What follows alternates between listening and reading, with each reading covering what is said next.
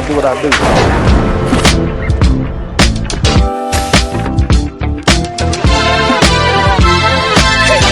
Hey man, I do what I do. The best thing California could have did was left that alone. Okay? They shouldn't have tried that case. Okay? What I'm explaining to you is this. This case that just happened in the Supreme Court, the case was never just about raids in Southern California. It was about setting a precedent. It was about power, and the Trump administration just got exactly what they wanted. A legal stamp of approval to turn immigration enforcement into open racial profiling, complete with roving patrols and armed agents and indefinite detention. The court conservative majority didn't just side with Trump. They opened the door for federal agents to stop folks because of the color of their skin, their accent, or their job. Okay? We understand that now, based on this ruling, every Latino is fair game to get seized at any time. Now, I want you all to understand something. I started off with the fact that I'm an attorney. Some cases should never be brought. Sometimes you should just cop a plea, okay? I want you to understand, think back to a case called Plessy versus Ferguson. It happened in 1896. This is when America was still suffering from, there were still people alive who had experienced the Civil War.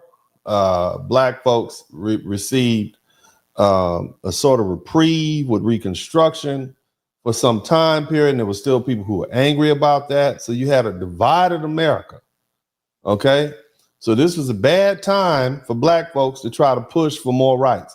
And that decision, Plessy versus Ferguson, what it ended up happening, it backfired and it enshrined separate but equal for about another 50 to 60 years. And it gave the state cover to strip Black Americans of constitutional protections and lock us into second-class citizenship for another few generations.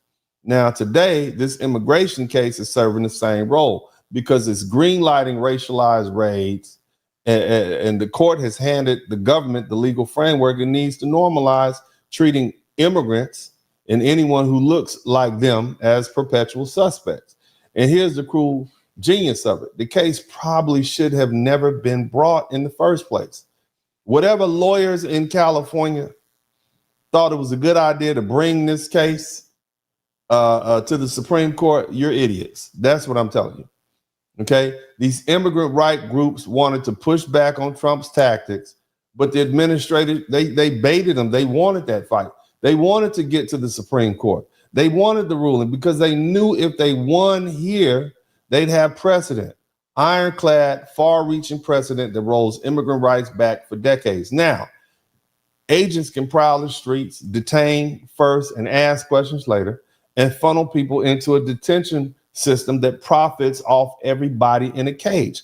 Let's not kid ourselves. This isn't just about law enforcement. It's about economics. This is about money. We are taking their money. We're locking them up. Okay. Private companies are making money off of housing them, and we're putting them to work, and we're profiting from their captivity. It's the convict leasing dressed up in modern clothes. State power creating a permanent underclass stripped of rights and commodified for labor and permanently in debt. So yes, this is the immigrants, Plessy versus Ferguson, the case that never should have been tested, the case that slammed the door instead of opening it. And like Plessy, it will haunt not just immigrants, but the whole nation for a whole, because once the state gets a taste of unchecked power, it never stops at one group. Okay. Now I'm gonna go a little bit more into this, and then we're gonna have some videos I want to show you guys so we can kind of begin to lay the precedent. Now, you all may not know what Plessy versus Ferguson is. You've heard it. You've heard of Brown versus the Board of Education. And again, I'm not going to turn this into a law school class, okay? But I do want you to learn something, and this is important. All my American brothers and sisters, especially, you probably didn't get this, but I want you to learn this, okay? So civil rights legal scholars, they warn the immigrant right leaders not to bring this case, not now, not with this Supreme Court. The bench was already stacked 6-3, Okay, and the conservatives are with the justices. They dominate. Okay, they've consistently sided with Trump's hardline immigration policies, and the odds of winning were slim. And the people out of California in July thought it was a good idea, but there's the danger, and there was the danger of losing, and they've lost enormously.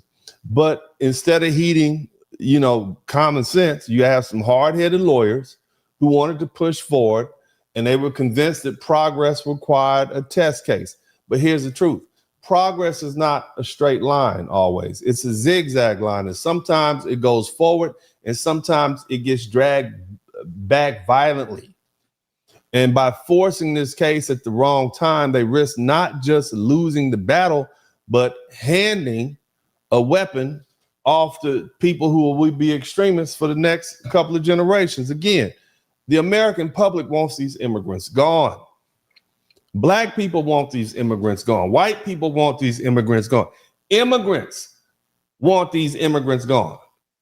You see? They push too far too fast. And this is the same mistake that happened in 1896 with Plessy versus Ferguson. And again, at that time, the federal troops had already been pulled out of the South. You had the rise of the KKK and that brief promise of the Reconstruction where black men voted, held office, and built communities. It was drowned in a wave of angry white backlash. Jim Crow laws took hold. America was not in the mood to expand rights at that time. It was in the mood to crush them. And when Homer Plessy's case reached the Supreme Court, the court delivered what the country was ready for: separate but equal. And that single ruling gave constitutional cover to segregation, disenfranchisement, and racial terror for more than half a century. The parallels are clear. Today, the political climate is thick with anti-immigrant backlash. Trump campaigned and won on promises of mass deportation. The man won all the swing states. Dennis Spurling podcast, click your mouse pad. Yeah, we out back. Hit the like, hit subscribe. Don't just hate watch, cause we outside. Let them hate watch, go and play pop. We just lay back. He don't play that. We don't play back. We don't play back. We go way back. Black men, yeah, we earn something. Tune in, gotta learn something. Uncle D podcast, bump it. Likes up, hit the sub button. Black men, yeah, we earn something. Tune in, gotta learn something. Uncle D podcast, bump it. Likes up, hit the sub button. This is Dennis Spurling podcast. Don't just hate watch, hit subscribe and let them know we outside. Don't hold hate, donate. Super chat, cash app. Put something in the collection plate. Church.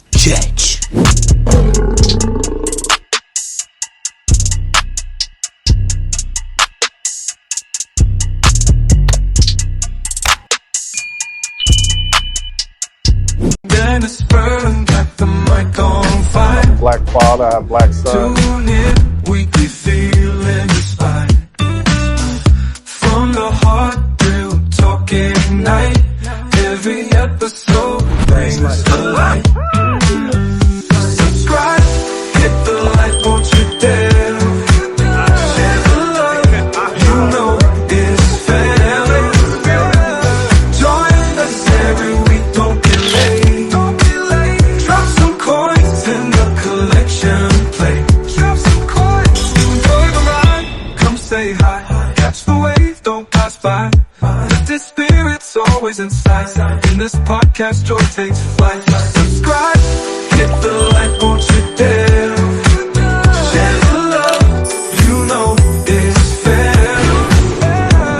Join us every week, don't be late. Drop some coins in the collection plate. Drop some coins. Donation. I thought it was a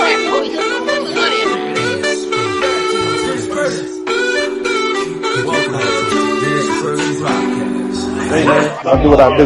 You know that. Your ass, class, don't come over here. You tall black mother. Women up inside. I don't give a fuck about